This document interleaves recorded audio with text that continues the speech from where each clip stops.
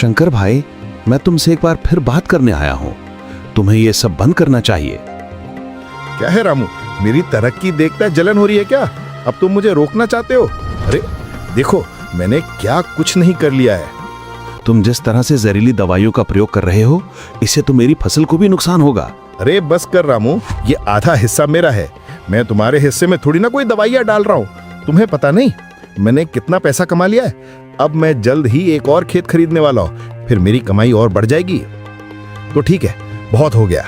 एक समझौता करते हैं, हम पिताजी के खेत को 2 हिस्सों में बांटते हैं। और अगर किसी ने दूसरे के हिस्से में दखल दी तो उसे अपना घर और अपनी सारी संपत्ति दूसरे को देनी होगी। बोलो, मंजूर है? अगर तुम डरते हो तो मना कर दो। अरे रामू, क्या हुआ? अभी तक नहीं बिका तुम्हारा ये सड़ा हुआ गेहूं? सुनो, मैंने तो नया खेत भी खरीद लिया है। मेरी मानो तो मेरे साथ काम करो, एक साथ फसल उगाएंगे। ये क्या तुम इतना मेहनत और ईमानदारी के पीछे पड़े हो? इससे भला क्या कमाई होगी?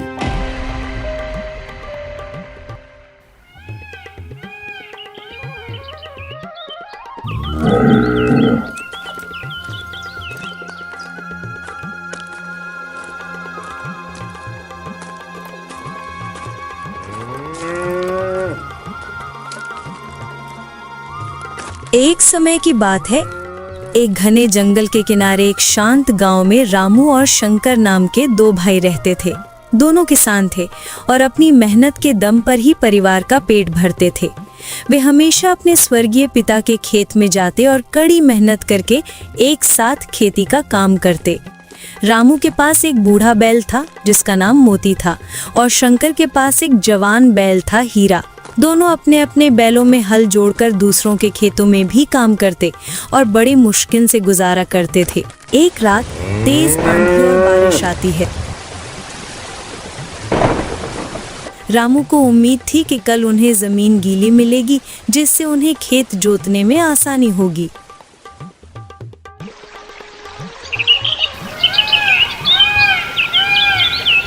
सुबह होती है। रामू जल्दी से शंकर के घर जाता है। अरे शंकर, जल्दी उठो, हमें जल्दी से अपने खेत में जाना होगा। आज जमीन नरम होगी और हल चलाने में आसानी होगी। ठीक है रामू, तुम मोती और हीरा को तैयार करो, मैं अभी आता हूँ। और हमेशा की तरह दोनों भाई अपने खेतों की ओर चल पड़े। वे खेत पहुंचकर देखते हैं कि उनके खेतों में बहुत कम बारिश हुई थी। हे भगवान, ये क्या हो गया? इधर तो इतनी बारिश नहीं हुई, अब भला हम हल कैसे चलाएंगे? नहीं शंकर, हमें हल चलाना ही होगा। अगर फसल का समय निकल गया तो कहां से खाएंगे हम? तभी रामू अपने बैल में हल जोड़ता है और मुश्किल से हल चलाने लगता है। जमीन काफी सख्त थी तो वो खुद भी जोर लगा रहा था, लेकिन तभी शंकर उदास हो गया।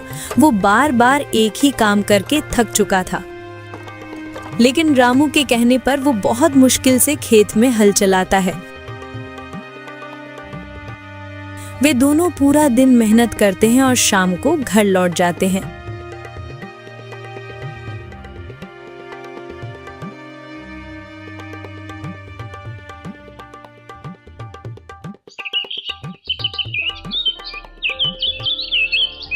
अगले दिन उन्हें खेत को जोतना था। उन्हें अपने खेतों में गेहूं को बोना था। रामू खेत में गेहूं बोने लगता है, जबकि शंकर अंदर ही अंदर कुछ और सोच रहा था। उसकी आंखों में एक अजीब सी चमक थी, जैसे उसे कोई खजाना मिल गया हो।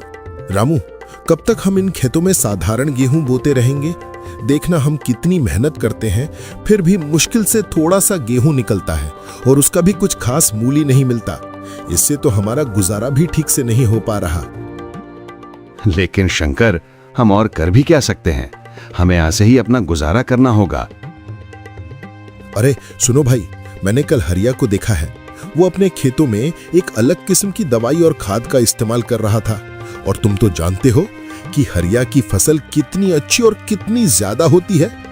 पर भाई, यही तो हमारा उसूल है। हमारे पिताजी ने भी हमें यही सिखाया था कि मेहनत पूरी ईमानदारी से करनी चाहिए।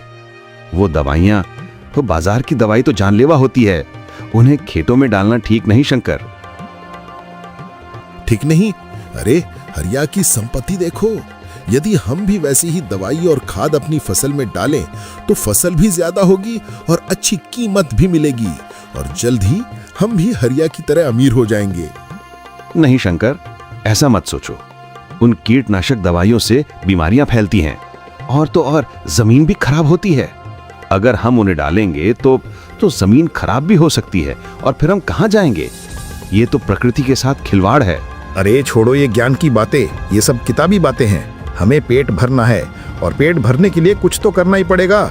सोचो, अगर हम ऐसी फसल उगाएं तो बार बार देखभाल की जरूरत भी नहीं होगी, पैसा भी खूब मिलेगा और हमें रोज रोज इन खेतों में भटकना भी नहीं पड़ेगा। नहीं भाई, मैं इसमें तुम्हारा साथ नहीं दे सकता। आखिरकार ये गेहूं हमें भी तो खाना है। मुझे अपने उसूलों से ज्यादा कुछ प्यारा नहीं। दोनों काफी समय तक एक दूसरे को समझाते रहे। ये बातें कब बहस में बदल गई पता ही नहीं चला। रामू अपनी बात पर अड़ा रहा और शंकर अपने लालच में अंधा हो चुका था। तो ठीक है, तुम अपने असूलों के साथ यहाँ तड़पते रहो, मैं अपने तरीके से काम करूंगा। अब से हमारा रास्ता अलग है। उसी दिन से दोनों भाइयों के बीच एक गहरी दरार पड़ गई। शंकर के मन में लालच घर कर गया था और उसने अपने भाई के शब्दों को अनसुना कर गया था।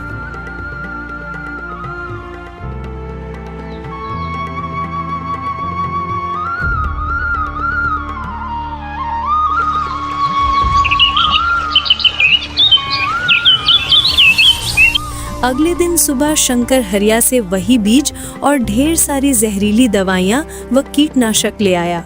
उसकी आंखों में एक नई चमक थी, लेकिन ये चमक लालच की थी। आज से मैं अपनी मर्जी का मालिक हूँ और इसमें पैसा भी ज्यादा है। रामू को क्या पता असली कमाई कैसे होती है। वो खेत के एक साइड में फसल बोने लगता है। वो अंधों की तरह जमीन की क्षमता से ज्यादा बीज बो देता है।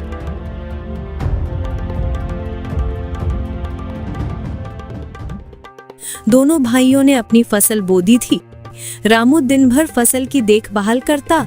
वो जरूरत अनुसार फसल को पानी देता, मिट्टी को भुरभुरी करता, जबकि शंकर ढेरों दवाइयों का छिड़काव कर देता और घर जाकर आराम करता।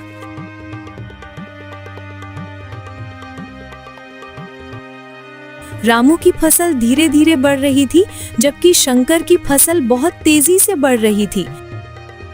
शंकर ये सब देखकर बहुत खुश था। 5 महीने गुजर गए।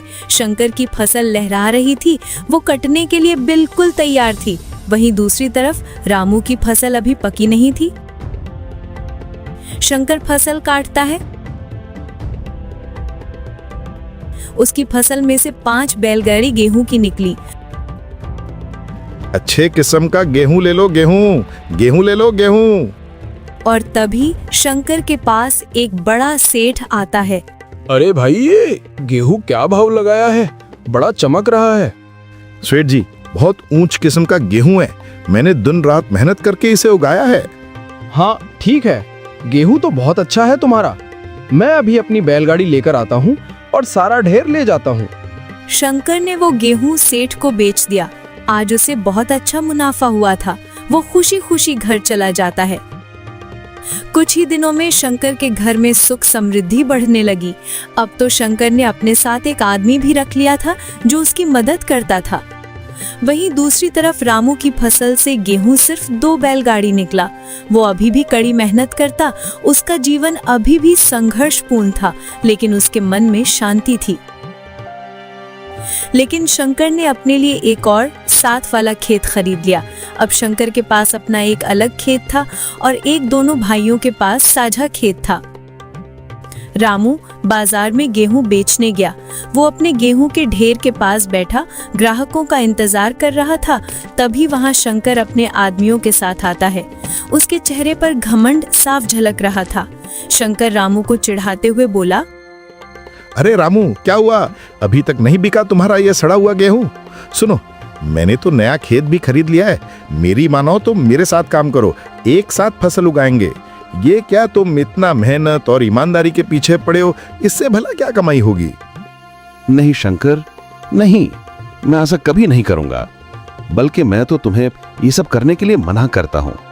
हाँ, प्रकृति को नुकसान पहुंचाकर धन नहीं कमा सकते। ये तो तुम अपने ही पैरों पर कुल्हाड़ी मार रहे हो शंकर। ये सुनकर शंकर ने एक तिरछी नजर डाली और घर चला गया। उसके होठों पर अभी भी मुस्कान थी। वहीं रामू अभी भी अपना गेहूं बेचने के लिए बैठा था। शाम हो चुकी थी, सूरज ढलने लगा था, लेकिन उसके पास अभी भी कोई खरीदने वाला सेठ नहीं आया, क्योंकि उसके पास थोड़ा गेहूं था। वो थोड़ा चिंतित था। कुछ दिनों बाद रामू ने देखा कि शंकर के काम करने के तरीके से उसके खेत को भी नुकसान हो सकता है। क्योंकि दोनों का साझा खेत था, तो रामू को डर था कि कहीं मुझे इसका खामियाजा ना भुगतना पड़े। एक दिन रामू शंकर के पास गया, जो अभी अपने खेत में कीटनाशक दवाई का छिड़काव कर रहा था। शंकर भाई, मैं तुमसे एक बार फिर बात करने आया हूँ। तुम्हें ये सब बंद करना चाहिए। क्या है रामू, मेरी तरक्की देखता जलन हो रही है क्या? अब तुम मुझे रोकना चाहते हो? अरे देखो, मैंने क्या कुछ नहीं कर लिया है। नहीं भाई, मैं तुम्हारे लिए नहीं, अपनी जमीन के लिए चिंतित हूँ। तुम जिस तरह से जहरीली दवाइयों का प्रयोग कर रहे हो, इससे तो मेरी फसल को भी नुकसान होगा।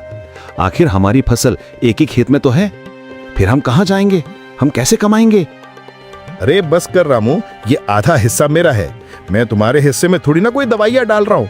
तुम्हें पता नहीं मैंने कितना पैसा कमा लिया है? अब मैं जल्द ही एक और खेत खरीदने वाला हूँ, फिर मेरी कमाई और बढ़ जाएगी। तुम समझ नहीं रहे हो। जब तुम हल चलाते हो तो तेरी वो दूषित मिट्टी मेरे खेत में आ जाती है, जिससे मुझे आगे चलकर नुकसान भुगतना पड़ सकता है। बस तुम्हारी ये बातें मैं और नहीं सुनना चाहता। मुझे अपना काम करने दो। तुम अपनी सलाह अपने पास रखो। दोनों के बीच काफी देर तक बहस चलती रही। रामू उसे समझाता रहा, लेकिन शंकर अपनी धुन में मस्त था। अंत में शंकर ने एक प्रस्ताव रखा, जो उसके मन में पहले से ही था। तो ठीक है, बहुत हो गया। एक समझौता करते हैं। हम पिताजी के खेत को 2 हिस्सों में बांटते हैं। वहां से बाईं तरफ का खेत मेरा होगा और दाएं तरफ का खेत तुम्हारा। मैं अपने हिस्से में जैसे चाहूं वैसे फसल उगाऊंगा और तुम अपने हिस्से में जैसे चाहो वैसे। और अगर किसी ने दूसरे के हिस्से में दखल दी तो उसे अपना घर और अपनी सारी संपत्ति दूसरे को देनी होगी। बोलो, मंजूर है? अगर तुम डरते हो तो मना कर दो। रामू को ये शर्त अजीब लगी, पर उसे लगा कि शायद यही एक तरीका है पिता के खेत के एक हिस्से को बचाने का। उसे विश्वास था कि वो अपने हिस्से को बचा पाएगा। ठीक है, मंजूर है। मुझे अपनी मेहनत पर भरोसा है। और इस तरह खेत को एक बड़ी मिट्टी की हद बनाकर 2 हिस्सों में बांट दिया गया। रामू अपने हिस्से में साधारण और ईमानदारी से खेती करता रहा। वो खेत की देखभाल करता, वो दिन भर मिट्टी को भुरभुरी करता और अपनी मेहनत से उपजाऊ बनाता गया। वहीं शंकर अपने खेत में और ज्यादा फसल उगाने और उपजाऊ बनाने में मानो पागल हो गया था। उसका लालच बढ़ता गया और अब वो अंधाधुंध और जरूरत से कई गुना ज्यादा जहरीली दवाएं डाल रहा था, जैसे उसे खाने वालों की कोई फिक्र ही ना हो। लेकिन धीरे धीरे उसे अपने कर्मों का फल मिलना शुरू हुआ। जहां खेत में शंकर ने जहरीली दवाएं डाली थीं, वहां की जमीन कमजोर और मिट्टी खराब होती गई। मिट्टी ढीली पड़ गई थी। ऊपर की उपजाऊ मिट्टी बहने लगी थी, जिससे जमीन बंजर होती जा रही थी। एक दिन शंकर के घर एक सेठ आता है। वो उसे गुस्से से बोलता है, अरे शंकर, ये क्या मिला दिया है तूने गेहूं में? मैंने जितनों को भी तुम्हारा गेहूं बेचा, वे सब के सब बीमार पड़े हैं और तुम्हारा वो गेहूं मुझे वापस देकर पैसे मांग रहे हैं। ये सुनते ही शंकर के तो पैरों से जमीन खिसक गई। वो घबरा गया और अपनी सफाई में बोला, नहीं सेठ जी, मैंने क्या मिलाया? मैंने तो कुछ भी नहीं मिलाया। जरूर उनसे ही कोई गलती हुई होगी। मुझे तुम्हारा एक शब्द भी नहीं सुनना। मुझे बस पैसे चाहिए अपने। शंकर को उस दिन भारी मुश्किल का सामना करना पड़ा। उसे भारी नुकसान हुआ, पर वो अभी भी अपनी गलती मानने को तैयार नहीं था। उसने सोचा कि ये बस एक खराब दिन था और अगली बार ऐसा नहीं होगा। कई बार ऐसा हुआ कि शंकर के घर कोई उसके गेहूं की शिकायत लेकर आ जाता और उससे पैसे वापस ले जाता। उसकी आमदनी कम होने लगी, क्योंकि कोई भी उससे एक बार गेहूं लेने पर दूसरी बार नहीं लेता था और उसे अपने मजदूरों को भी पैसे देने होते थे। इससे उसका खर्चा बढ़ता गया और मुनाफा घटता गया। वहीं रामू का खेत हरा भरा होने के कारण वहां की मिट्टी मजबूत थी। फसल हर साल दुगनी होने लगी क्योंकि उसने प्राकृतिक तरीके से मेहनत करके मिट्टी को उपजाऊ बनाया था। अब गांव के लोग सीधे उसी से गेहूं खरीदने लगे थे। उसका काम सुचारू रूप से चलता रहा। एक दिन शंकर के जहरीले अनाज की वजह से गांव का एक आदमी, जिसकी बीवी और बच्चे सभी बीमार पड़ चुके थे, वो अनाज को वापस करने आया तो शंकर ने पैसे वापस देने से इनकार कर दिया। तभी शाम को जब वो वापस आया तो ये सब मुखिया को बताने चला गया। मुखिया जी, हमारे गांव को क्या हो रहा है? गांव में कई घरों के बच्चे बीमार पड़े हैं उस जहरीले गेहूं की वजह से जो शंकर अपने लालच में डूबकर बेच रहा है। अगर ऐसा ही चलता रहा तो सब के सब बीमार पड़ जाएंगे। मुखिया ने गांव वालों को बोला कि कल गांव में पंचायत बुलाई जाएगी। लोग आपस में चर्चा करने लगे। अगले ही दिन गांव के मुखिया ने एक पंचायत बुलाई। रामू और शंकर दोनों को बुलाया गया। गांव के सभी लोग वहां उपस्थित थे और सबकी आंखों में चिंता थी। गांव वालों, हमारे गांव को क्या हो रहा है? मुझे पता चला है कि शंकर ने अपने खेत की उपज बढ़ाने के लिए जहरीली दवाइयों का इस्तेमाल किया है और उन्हें लोगों को बेचा है बिना उनकी परवाह किए, जिसके कारण गांव में जिन जिन लोगों ने शंकर से अनाज लिया है वे बीमार पड़ रहे हैं। क्या ये सच है शंकर? शंकर सफाई देते हुए कहता है। उसकी आवाज में घबराहट थी। नहीं मुखिया जी, ये सब प्रकृति का काम है। मैं क्या करूं? फसल नहीं हो रही थी तो मैंने हरिया की तरह खेत में दवाइयां मिला दी। इसमें मेरी क्या गलती है? मुखिया जी, शंकर भाई सही कह रहे हैं। उसको मैंने ही बताया था, लेकिन मेरी फसल और अनाज की तो अभी तक कोई शिकायत नहीं आई। मैंने शंकर को कई बार समझाया कि एक खेत में सिर्फ एक थैला ही दवाइयां मिलानी है, लेकिन मुझे नहीं पता, शायद शंकर बाजार से लाकर ज्यादा दवाइयों का प्रयोग कर रहा है। गांव वालों ने जब ये जांच की तो पाया कि शंकर एक की जगह 5 थैले एक ही खेत में डाल रहा था, जो कि साधारण से 5 गुना अधिक था। सभी शंकर के अंधेपन व लालची स्वभाव की निंदा करते हैं। ये देखकर गांव की पंचायत वहीं फैसला करने जुट जाती है और काफी चर्चा करने पर मुखिया जी निर्णय देते हैं। ठीक है, पंचायत ने फैसला लिया है कि आज से इस पूरे गांव में कोई भी किसी भी तरह की दवाई या कीटनाशक का उपयोग नहीं करेगा। अगर किया तो उसकी सारी संपत्ति छीनी जाएगी और गांव से निकाल दिया जाएगा। ये गांव हम सब का है और हम इसे बर्बाद नहीं होने देंगे। गांव वालों ने मुखिया के फैसले का स्वागत किया। शंकर का चेहरा उतर गया। उसके लालच के कारण अब किसी को भी खेतों में दवाइयां मिलाने नहीं दिया जाएगा और उसे अपनी गलती का एहसास होना शुरू हो गया था। शंकर के पास अब कोई रास्ता नहीं था। वो रामू के हिस्से के खेत में भी नहीं जा सकता था क्योंकि उसने रामू से समझौता किया हुआ था। वहीं दूसरी तरफ दवाइयों का बिल्कुल भी प्रयोग नहीं कर सकता था क्योंकि उसे अब अपना घर और संपत्ति खोने का डर था। अब शंकर के सामने एक बड़ी चुनौती थी। उसके अपने खेतों में उपज बिल्कुल भी नहीं होती थी क्योंकि उसने अधिक मात्रा में उर्वरक, कीटनाशक व जहरीली दवाइयां डालकर पूरी तरह से बर्बाद कर दिए थे। अब वो मिट्टी सिर्फ दवाइयों से फसल उगा सकती थी, लेकिन दवाइयों का सख्त मना कर दिया गया था। अब मैं क्या करूं? मेरे दोनों खेत बोने लायक नहीं रहे। मेरा तो सब कुछ चला गया। मैंने सब कुछ बर्बाद कर दिया। वहीं दूसरी तरफ रामू का खेत हरा भरा और घना था। अब उसका अनाज आसानी से बिक जाता क्योंकि दवाइयों के बिना रामू की फसल प्राकृतिक रूप से मेहनत द्वारा उतनी ही उपजाऊ थी। उसने अपने लिए एक और खेत खरीदा। उसने पूरे गांव को दिखा दिया कि कुदरत से छेड़छाड़ किए बिना भी खेतों को लहराया जा सकता है। अब रामू एक अमीर आदमी बन गया था, पर उसने अपनी सादगी और प्रकृति प्रेम नहीं छोड़ा। शंकर ने अब ईमानदारी से दूसरों के खेतों में दिन भर मेहनत का काम शुरू किया। शंकर अब पहले से भी गरीब हो गया क्योंकि उसने जितने भी पैसे कमाए थे वो सब उसे वापस उन लोगों को देने पड़े। उसकी आमदनी बहुत कम हो गई। उसके बैल भी अब ज्यादा काम के नहीं रहे, क्योंकि उसके पास अब खेती लायक कोई खेत ही नहीं था।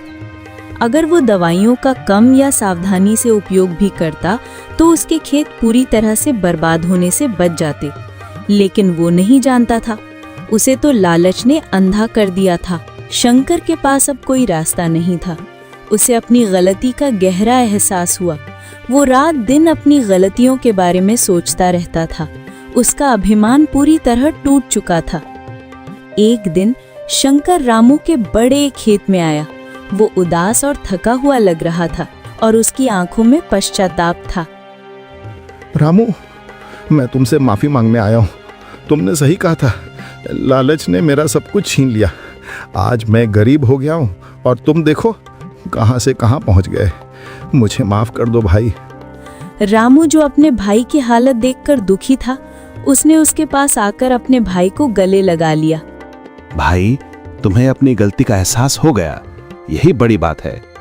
मैंने तुमसे कभी कुछ नहीं कहा, पर मुझे खुशी है कि तुमने सबक सीखा। ये सब कर्मों का फल है भाई। हमें प्रकृति का हमेशा सम्मान करना चाहिए। रामू ने शंकर को अपने खेतों में काम दिया और उसे फिर से एक नई शुरुआत करने का मौका दिया। शंकर ने अब पूरी ईमानदारी से काम किया और रामू के साथ अपनी मेहनत और अनुभव से खेतों को उपजाऊ बनाने लगे। वो अब लोगों की मदद भी करते कि कैसे हम एक खेत में मेहनत करके ज्यादा फसल निकाल सकते हैं।